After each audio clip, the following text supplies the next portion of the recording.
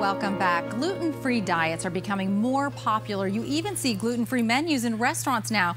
And it all started with a little-known disease called celiac disease. Joining us this morning to tell us more about it is Anita Baranowski, and you have celiac disease. And also Dr. Martin Kagnoff, the director of the Warren Medical Research Center for Celiac Disease. Good morning to both of you. Good morning, Bridget. Okay, let's start with, what is gluten? What is that, doctor? Well, gluten's a protein that's found in wheat, rye, and barley.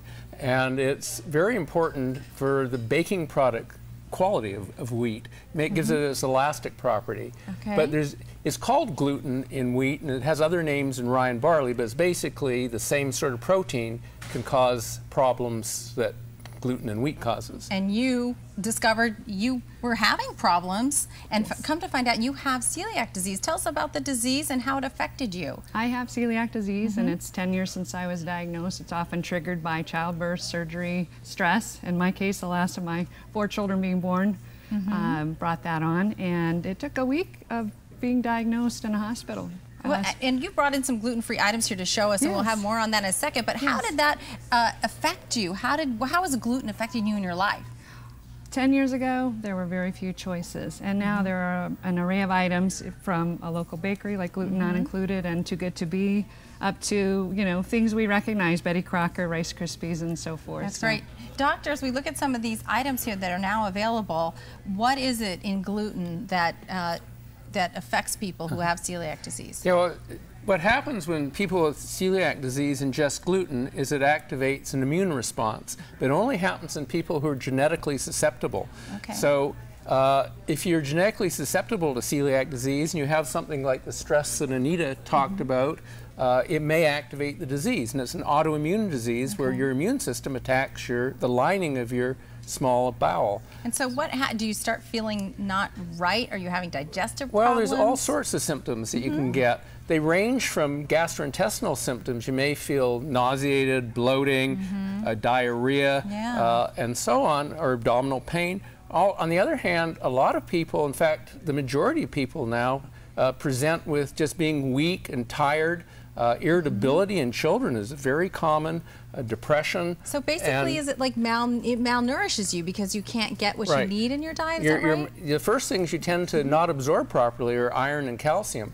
So you see people with early onset osteoporosis, iron deficiency anemia that's not caused by other explained causes. Okay. So there's a whole range of symptoms to be aware of. And we're going to tell people about an event today, but before we do that, let's go over some of these items that are now available, which are wonderful for people with celiac disease and other issues with gluten. So what have we got here to show? It's liberating. It really is, because the breads years back were not too tasty, and my family endured iterations of chicken and dumplings. So, you know, now you can walk in a regular grocery store and there's gluten-free corn Chex, all the array of Chex cereals. Kellogg's, Post has made an effort in there. And you look for, it says gluten-free, right? Yes, right here. Proudly displayed, even, you know, things that you wouldn't think of, you know, and still, you know, these are the mainstays. We've had the ability to have pretzels. You know, and get things like that are available in more traditional places, Trader Joe's, Whole Foods, and so forth. And Doctor, I know you're talking a lot about how it affects people with celiac disease, but there are a lot of people now trending toward gluten-free diets, and they're saying they're losing weight, they're feeling better. How does it affect people who maybe don't have that disease but are affected by gluten? Yeah, well, celiac disease affects about 1 in 100 people, so it really is common, but the bulk are not diagnosed. There's only about 10% of people with celiac disease are diagnosed. But then in the last couple of years, we've appreciated another illness which we call gluten sensitivity, or sometimes people talk about gluten intolerance.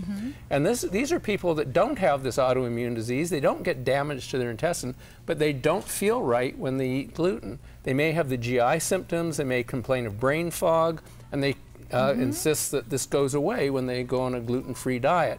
So that's a whole other group. Then there's a fat element to gluten, and that's the weight loss element. Because a gluten-free diet itself, if you're eating lots of processed foods, is really fairly high in fat and protein. But when you go on a gluten-free diet, you're probably paying a lot of attention to what else you're eating as well, and maybe not eating as much, and maybe eating healthier. And so these people tend to lose weight, but it's a calorie in, a calorie out. So it's not necessarily related to the gluten. All right, for people who want information, you have something going on today. We're going to get some information on the screen. Tell us about it.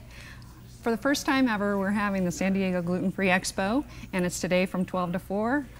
Great day to come inside. I know a lot of the events outdoors have been canceled, so come down and see us at the Scottish Rite Center because there's so many resources, 70 vendors, lots of free samples, yummy treats to try. I know our whole family's going down there. 1895 Camino del Rio South. That's in the Mission Bay area. For more information, sdgfexpo.com. Dr. Kagnoff, thank you so much. Anita, thank you for sharing your story, too. You're hoping more people will come down and find out if maybe they are one of these people that is undiagnosed, It's a real educational event as well, so we really are hoping that people are concerned about gluten come and learn about what these varying conditions are. And it benefits the research facility at the Warren Center at UCSD.